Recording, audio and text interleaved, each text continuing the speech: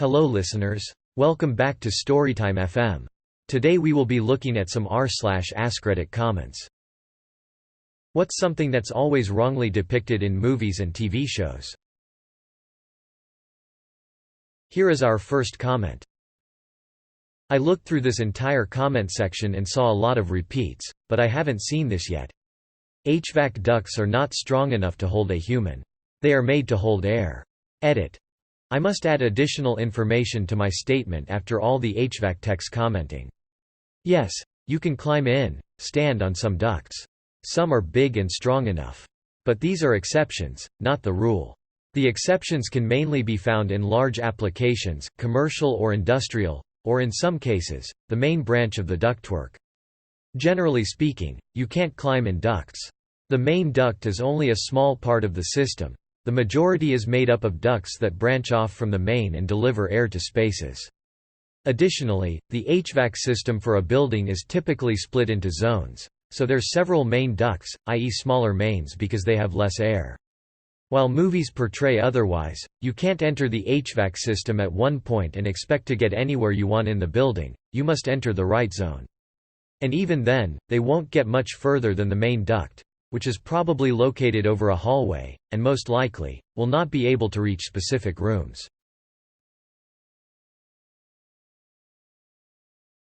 How absolutely loud gunfire is, especially in enclosed spaces.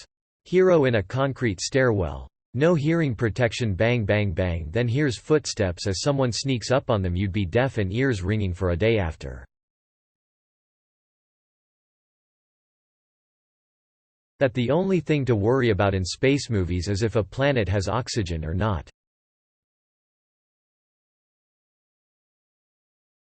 The way that apparently crime labs solve crimes with DNA tests and unlimited access to every camera in every building in the city.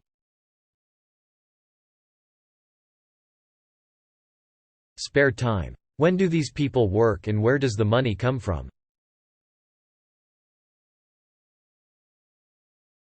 Hacking. The sound usually used for an eagle call in movies is actually the call of a red-tailed hawk. Eagles just don't sound majestic enough, so they did the ol' switcheroo. The instant death neck crack. Women in fights with long hair not pulled back. This is niche. And by niche I mean the nichest of niche. But anyway, in almost every film or television show depicting military combat in the 18th century, think the American Revolution or the 7 Years' War, the soldiers wear their cocked hats, tricorn hats, facing forward. In reality the hats were worn at an angle because if you had to turn your head while shouldering your rifle or musket, it would end up hitting your headwear out of place had they been worn facing forward. Defibrillators are always hilarious, because that is never how they work, ever. Court questioning and police interrogations. The speed at which police forensics can take place. They solve things in minutes that really take days or weeks or months.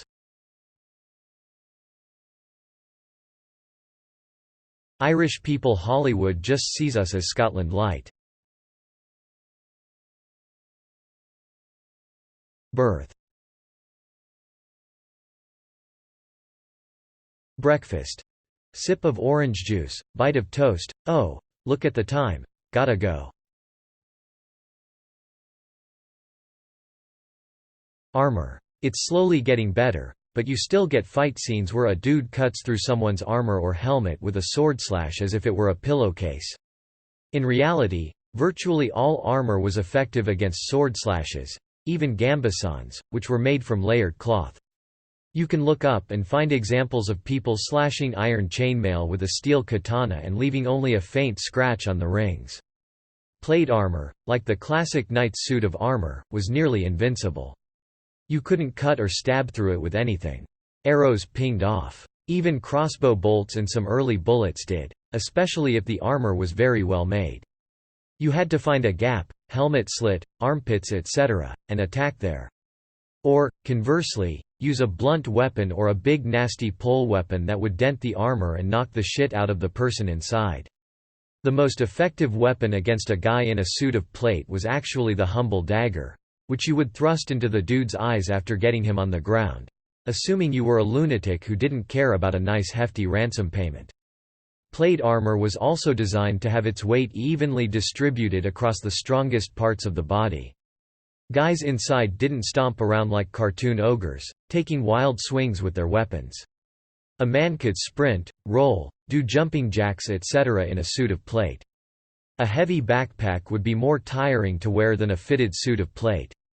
We know this because many hobbyists and professionals have acquired antiques or had realistic replicas created and then put them through a litany of tests, the viewing of which can take up dozens if not hundreds of fun hours on YouTube.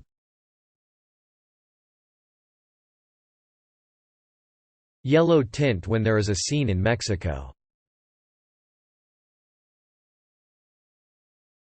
Ammo remaining in their gun.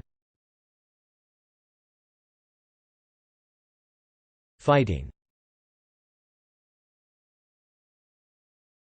Knocking someone out, head injuries.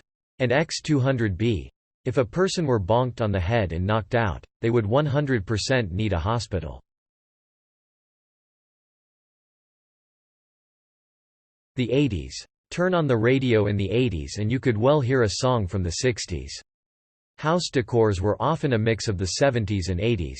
And cars were often not from that decade. Movies make the 80s out to be neon blue and pink. But I remember the 80s as being very brown. You don't have to wait 24 hours to report someone missing. When their entire family or friend group dies, but they're absolutely fine after a minute or two and just move on. The treatment for flatline. No, you are not supposed to get the defibrillators. Edit. I'm a former cardiology technician student who couldn't quite pass the licensing exam. Others in the comments below are more knowledgeable than I am. I know some stuff. Cancer treatment. The person always has a completely bald head, no discoloration because that part of the head has almost never seen the sun, but still have their eyebrows, perfectly done, or else they have no eyebrows, again, perfectly shaved, and they always have their eyelashes. Chemo causes hair to fall out everywhere, but how many actors are going to let makeup get rid of their eyelashes? Psych hospitals and mental illness in general. It's mostly boring. You talk to people. You do therapy and they get you stabilized on meds. Romantic relationships. Any relationship in a romantic comedy would be classified as stalking or harassment in the real world. Hacking. I always laugh at the keyboard mashing. I think NCIS was the worst offender for that. One episode had 2 people using the same keyboard. I'm sorry, what? No one ever asks how to spell things. Detective. On the phone. We've ID'd the victim, and I need you to search her phone records. Her name is Brittany Mbeza Delacroix. Guy at computer. Types it in flawlessly, got it. Lockpicking is usually laughably wrong. No one ever applies tension or uses the right tools. Playing instruments. They hold them upside down, on the wrong side. Hands aren't even close to being on the right keys, holes. Horrific fake bowing on strings, and terrible fake guitar strumming. Being able to learn an instrument instantly, etc. No one ever has to hunt for a parking space, they always park right up in front of the building. Drinking coffee. How can you F that up on film? They always have empty cups and it's so obvious from the way they carry the cups to the way they sip. On average, it takes 8 to 10 minutes to fully strangle an adult to death. It's a very personal, brutal, and exhausting way to kill someone. Edit. I'm not talking about blood chokes. I'm talking about two-handed from the front, cutting off the airway. High school parties. Sex, no cleanup afterwards, really?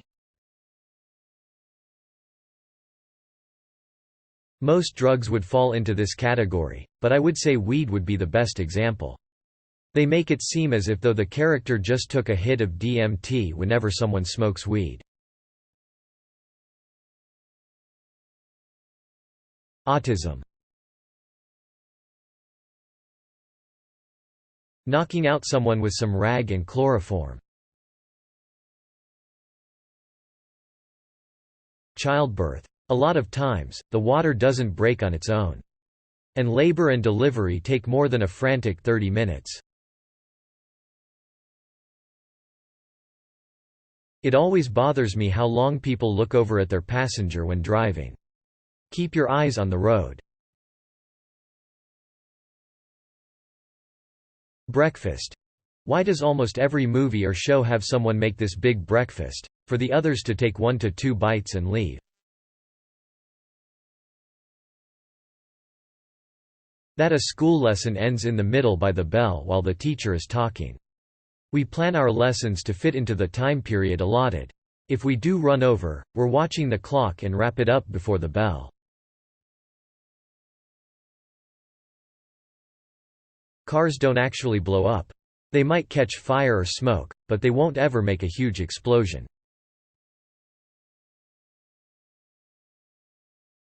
Weed isn't acid. Actors using video game controllers. A majority of the time it doesn't look anywhere close to how you'd actually use it. High school social groups. As a high school teacher, I can assure you the jocks don't all wear leather jackets and stand in a circle and beat up the nerds. There's no specific rebellious group of kids smoking cigarettes in the bathroom. Kids from all groups are vaping all of the time. The gay kids aren't picked on. Many of them are very popular. There are kids who are dressed like goths that particular day, but aren't actually goths, they just felt like wearing goth clothes that Monday. Kids who play sports also are in math clubs and in band. Kids who love theater and drama can be cool. Nobody uses their locker anymore. Oh yeah, and high schoolers look like kids, teenagers. Not like 30-year-olds. I can't stand the way movies and TV depict high school, it's so inaccurate. Cars. Period movies are the worst. Oh, this movie takes place in 1953. Let's go find 100 vehicle owners with pristine 1953 cars and use them in the movie. In 1953 the majority of cars were not 53s and not all of them were clean and perfect. There were dented cars, dirty car, even old dented dirty cars. Don't even get me started on almost any racing movie. Outside of Death Race 2000 they're all garbage. Also, anytime there's a car stunt that's supposed to be happening like during a car chase and you can see the marks on the road from the first 16 takes they did. Toothbrushing. They're always so clean about it. Maybe I'm just an messier brusher. Mental hospitals. People firing guns in enclosed spaces and not dropping the gun from the shock of having their eardrums blown out.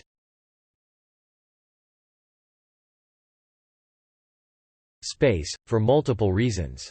It's a vacuum, so there should be no sound. Also, no direction is up, so when two spaceships meet they shouldn't both appear upright. And then explosions often look fiery despite the lack of oxygen for fire. Probably plenty of other stuff I'm not thinking of too.